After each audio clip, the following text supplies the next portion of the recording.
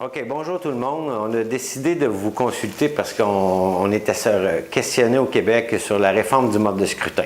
Ça, cette patente-là, je le dis de même, c'est pour rendre nos votes plus intelligents et entendus auprès de l'Assemblée nationale.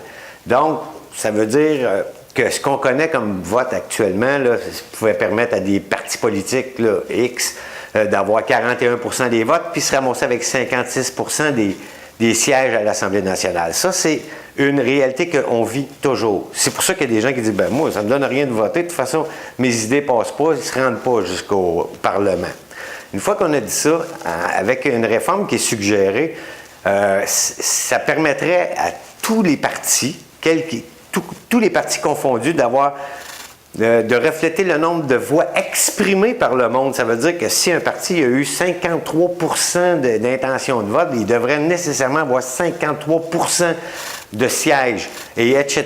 Donc, pour des gros partis, pour avoir le 35%, 40%, puis les petits partis qui ramassent avec du 7, du 8%, bien, eux aussi auraient leur représentation au niveau de l'Assemblée nationale.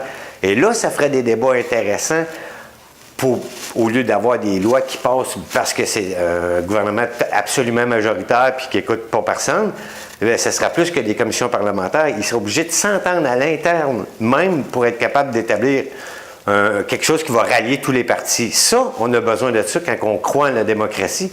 Et c'est ça qu'on fait à la CSQ, c'est qu'on croit à la démocratie, puis on veut relancer, parce que la conjoncture est parfaite pour ça. Historiquement, les gens ils ont constaté que pour aller plus loin, il faut qu'il y ait une réforme. Et évidemment, il faut être capable d'achaler ou de faire du lobby, je ne sais pas comment le dire, auprès des députés pour qu'une fois élus, ils procèdent à la réforme parce que, étrangement, chaque fois qu'un parti en parle lors de sa campagne électorale, une fois élu, ils oublient ça. Eux autres, aussi, ils comptent et ils disent, bien, ça serait peut-être moins avantageux pour moi, je serais obligé de faire plus de conciliation.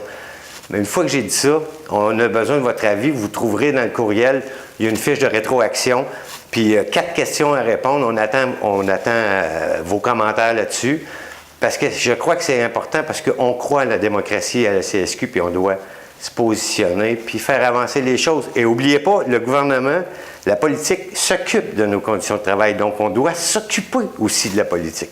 Et c'est un des moyens. Fait que sur ce, merci, puis bonne réflexion.